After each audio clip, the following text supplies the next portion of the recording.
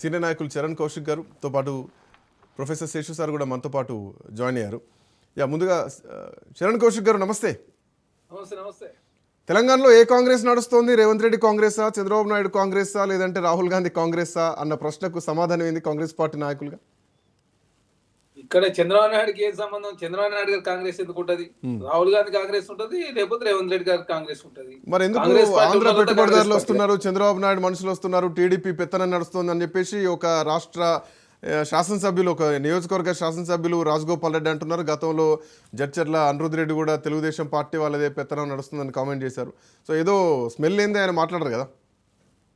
లేదా ఇక్కడ అట్లాంటిది ఏం లేదు. ఎందుకంటే తెలంగాణ రాష్ట్రంలో కాంగ్రెస్ పార్టీ ఐక్యంగా ముందుకు పోతా ఉంది కాబట్టి ఒక ఎలక్షన్ కి ఇంకో ఎలక్షన్ లో అత్యధికంగా కాంగ్రెస్ పార్టీ సీట్లు గెలుచుడే కాదు, ఓటు శాతాన్ని కూడా నిలుపుకునే ప్రయత్నంలో కాంగ్రెస్ ప్రభుత్వం ముందుకు పోతాం తెలంగాణ రాష్ట్రంలో.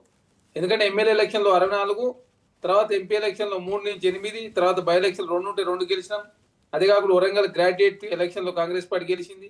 సర్పంచ్ ఎలక్షన్ లో 64% వచ్చినాయి. ఇప్పుడు మున్సిపల్ ఎలక్షన్ లో కూడా అత్యధికంగా కాంగ్రెస్ పార్టీ తెలంగాణ రాష్ట్రంలో సింగిల్ లార్జెస్ట్ పార్టీగా నిలవడం.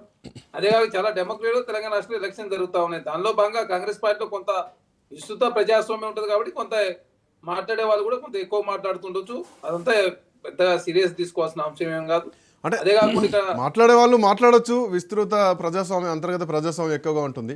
బట్ రాజశేఖర్ రెడ్డికి లేనటువంటి స్వాతంత్రం రేవంత్ రెడ్డికి ఎక్కడి నుంచి వచ్చింది అన్నదే ప్రశ్న.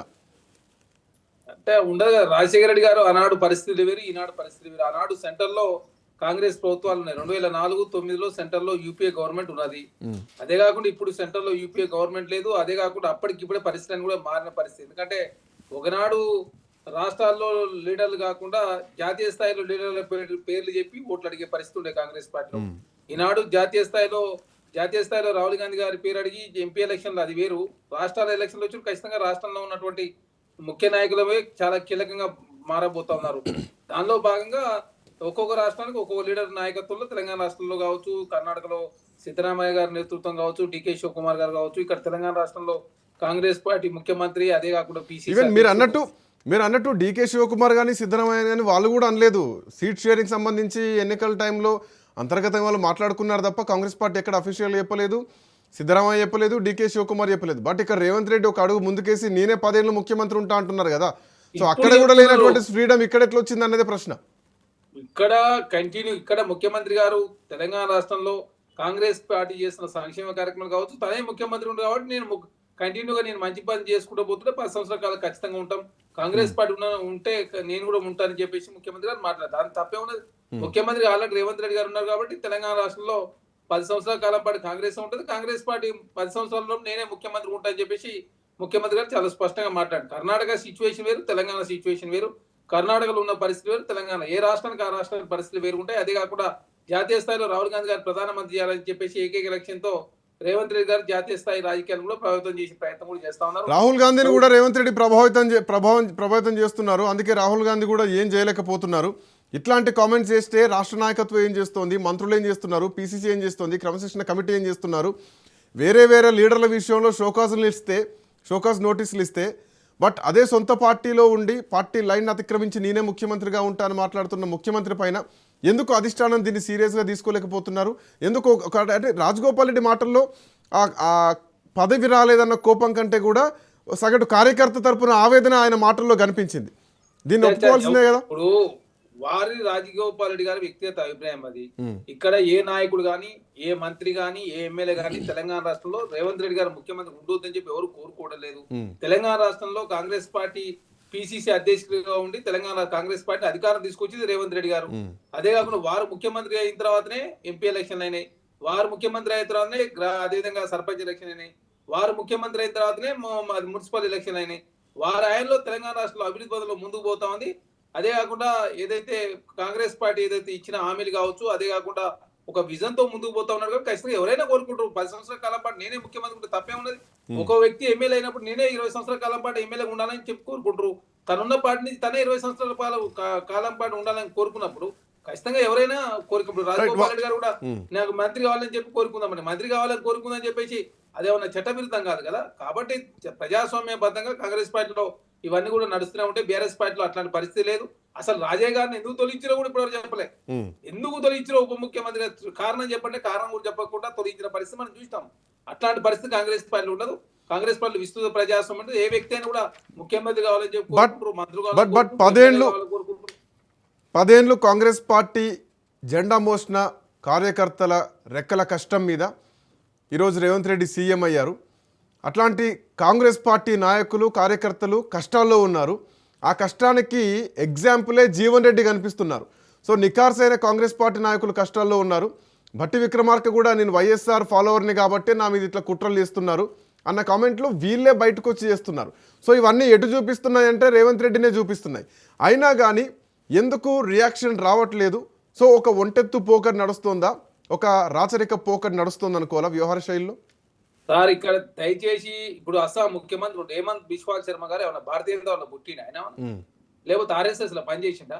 కాంగ్రెస్ పార్టీలో ఉప ముఖ్యమంత్రి చేసిన తర్వాత ఆర్ఎస్ఎస్ కి ఇప్పుడు ఆయన అస్సాం 2 సార్లు ముఖ్యమంత్రి అయిన 3 సార్లు ముఖ్యమంత్రి అయితంటూ నార్త్ ఇండియా మొత్తం వారే ప్రభావితం చేస్తా ఉన్నారు. అందరికన్నా ఆర్ఎస్ఎస్ లో ఉన్న నాయకుల కన్నా కూడా చాలా బలమైన స్టేట్మెంట్ ఇస్తుంటాడు. అదే కాకుండా సిద్ధరామయ్య గారు కాంగ్రెస్ పార్టీలో లేరు, వారు కూడా జనతాదళ్ సెక్యులర్ నుంచి వచ్చిన వారు ముఖ్యమంత్రి కాంగ్రెస్ పార్టీలో అయ్యారు. అదే కాకుండా చాలా మంది నడుస్తుంటది. కాంగ్రెస్ పార్టీ వచ్చే వరకే కాంగ్రెస్ పార్టీ కాదు, వచ్చిన తర్వాత కాంగ్రెస్ పార్టీ జాయిన్ అయిన తర్వాత అందరూ కాంగ్రెస్ పార్టీ కుటుంబ సభ్యులు కాంగ్రెస్ పార్టీ. జీవన్ రెడ్డి గారు కాంగ్రెస్ పార్టీ ఏం తక్కువ చేయలే.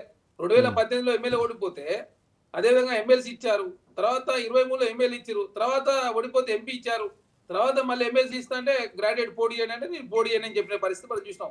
పార్టీ అవసరాలు చూసినా పార్టీ కోసం కొన్ని త్యాగాలు చేయాల్సి వస్తుంది. అదే కాకుండా పార్టీ కోసం రకరకాల వ్యక్తులు రకరకాల వేలో ఉపయోగించుకుంటారు. అంటే ఇప్పుడు నాకు ఏం రాలే, మరి నేను కాంగ్రెస్ పార్టీ లేనా? నాకు ఎమ్మెల్సీ అదే మీలాంటి వాళ్ళ ఇబ్బందులు పడుతున్నారని ఆయన అంటున్నారు. బయట నుంచి వచ్చిన వాళ్ళు, పార్టీ ఫిరాయించిన వాళ్ళు ఈరోజు అందులోకి కూర్చున్నారు. అసలైనటువంటి చరణ్ కౌశిక్ లాంటి కాంగ్రెస్ పార్టీ కార్యకర్తలే ఆవేదన చెందుతున్నారు, వాళ్ళే కష్టాల్లో ఉన్నారని చెప్పేసి ఆయన మాట్లాడుతున్నారు. ఇప్పుడు జీవన్ రెడ్డి గారు కాంగ్రెస్ పార్టీలో వాళ్ళకి చాలా పదవులు ఇచ్చారు. 2014 నుంచి మీరు లెక్క 7 సార్లు కాంగ్రెస్ పార్టీ టికెట్ ఇచ్చింది. అదే కాకుండా ఇప్పుడు మీరు చూస్తాం రాజగోపాల్ రెడ్డి గారు కాంగ్రెస్ పార్టీలో ఎమ్మెల్యే అయ్యి తర్వాత మళ్ళీ బీజేపీ పోయి మళ్ళీ కాంగ్రెస్ పార్టీకి వచ్చారు. తర్వాత భట్టి కుమార్ కాంగ్రెస్ పార్టీ కాదా? శ్రీధరబాబు గారు కాంగ్రెస్ పార్టీ కాదా? అడ్లూరు లక్ష్మణ్ కుమార్ గారు కాంగ్రెస్ పార్టీ కాదా? సిఆర్ గారు కాంగ్రెస్ పార్టీ కాదా? అదే కాకుండా సీతక్క టీడీపీ నుంచి వచ్చిన తర్వాత మంత్రి అయ్యారు.